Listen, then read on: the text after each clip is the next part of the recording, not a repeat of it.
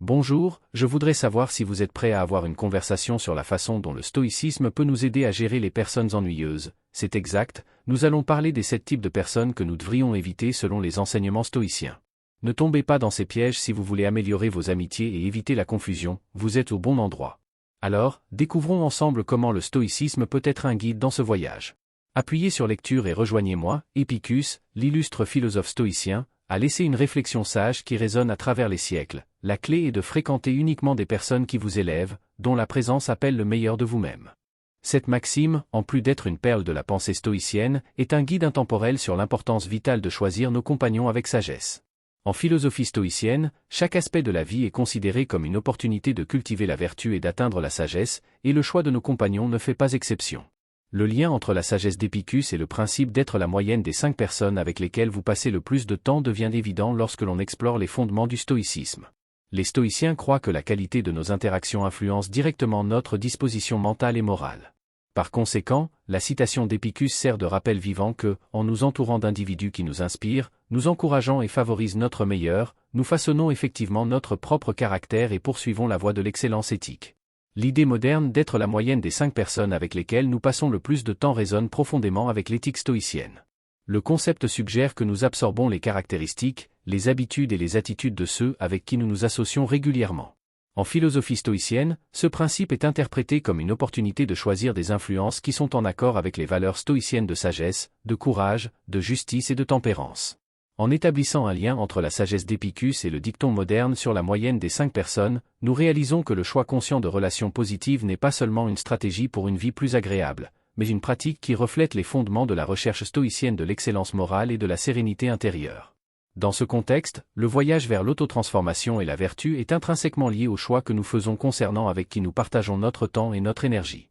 Dans le voyage vers la vertu et la sérénité intérieure proposé par la philosophie stoïcienne, le choix attentif des personnes avec qui nous partageons nos vies joue un rôle crucial.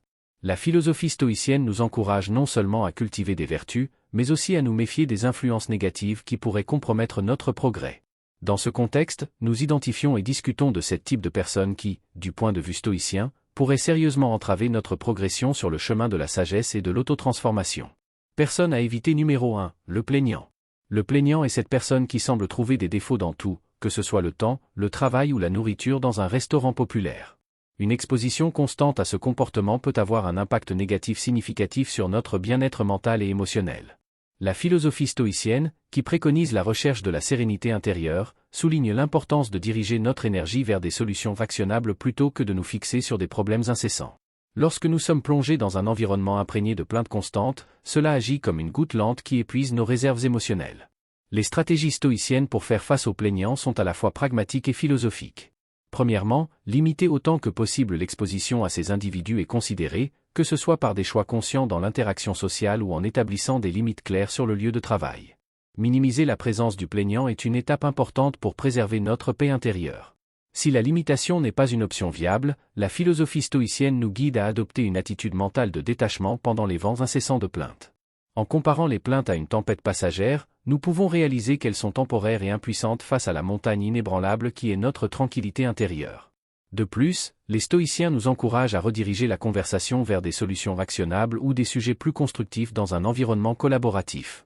Par exemple, la persistance d'un plaignant peut saper le moral de l'équipe et détourner l'attention de la recherche de solutions productives. En priorisant la recherche de réponses pratiques au lieu de se plaindre constamment, nous dirigeons notre énergie vers le progrès. En fin de compte, l'approche stoïcienne pour faire face aux plaignants est basée sur la préservation de notre paix mentale et l'orientation de nos efforts vers des actions constructives. En adoptant des stratégies qui limitent l'exposition et orientent l'état d'esprit vers des solutions, la philosophie stoïcienne nous permet d'affronter le défi du plaignant sans compromettre notre propre équilibre intérieur. Personne à éviter numéro 2, l'aimant à drame. Rencontrer l'aimant à drame dans notre cercle social, c'est comme faire face à une tempête constante, une présence qui a tendance à perturber et à épuiser la tranquillité de la vie. Ces individus semblent attirer les crises, les conflits et les controverses comme s'ils étaient un tourbillon menaçant la stabilité et la sérénité que les stoïciens apprécient. La nature perturbatrice des drames continus n'affecte pas seulement la vie d'une personne, mais peut rapidement devenir une influence toxique qui compromet la paix intérieure. Une exposition constante à des situations tumultueuses peut créer un cycle d'épuisement émotionnel et de distraction, détournant l'attention des objectifs et des valeurs fondamentales. Face à ce défi, la philosophie stoïcienne offre des approches pratiques pour gérer les relations avec les aimants à drame. Une stratégie efficace est la pratique de l'écoute réfléchie. Au lieu d'offrir des conseils immédiats ou de prendre parti dans les situations dramatiques présentées par l'aimant à drame, nous pouvons refléter leurs mots, fournissant un miroir émotionnel. Cette technique offre non seulement un soutien émotionnel, mais nous empêche également de nous impliquer directement dans le tourbillon du drame.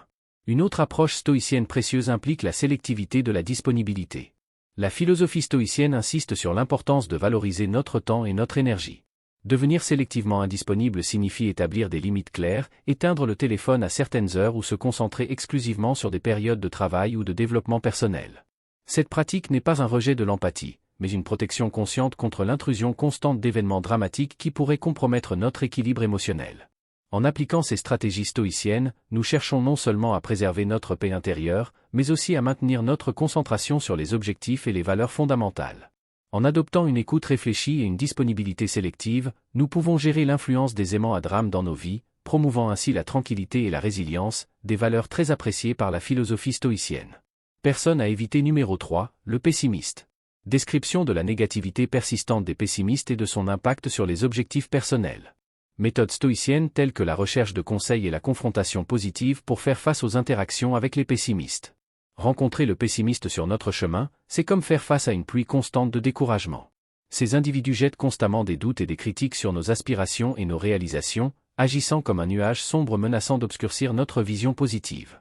La négativité constante des pessimistes crée non seulement un environnement défavorable, mais peut également compromettre notre détermination et notre confiance en nous si elle n'est pas abordée.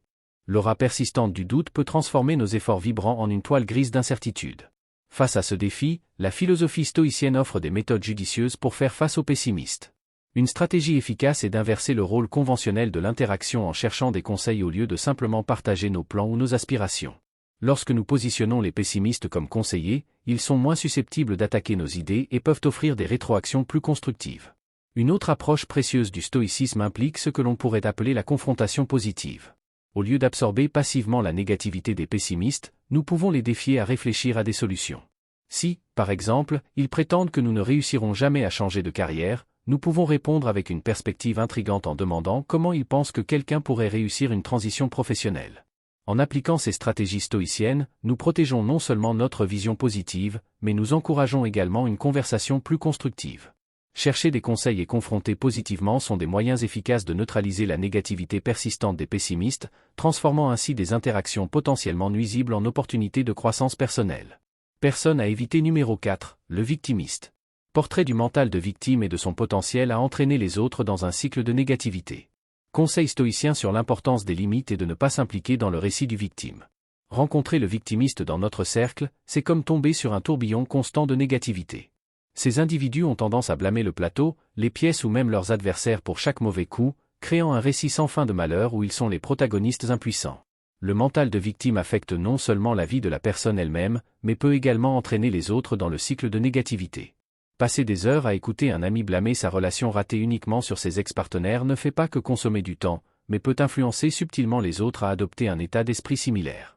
Face à ce défi, la philosophie stoïcienne offre des conseils judicieux sur l'importance de fixer des limites et de ne pas s'impliquer dans le récit du victime. Une stratégie efficace est ce que l'on pourrait appeler le détachement compatissant.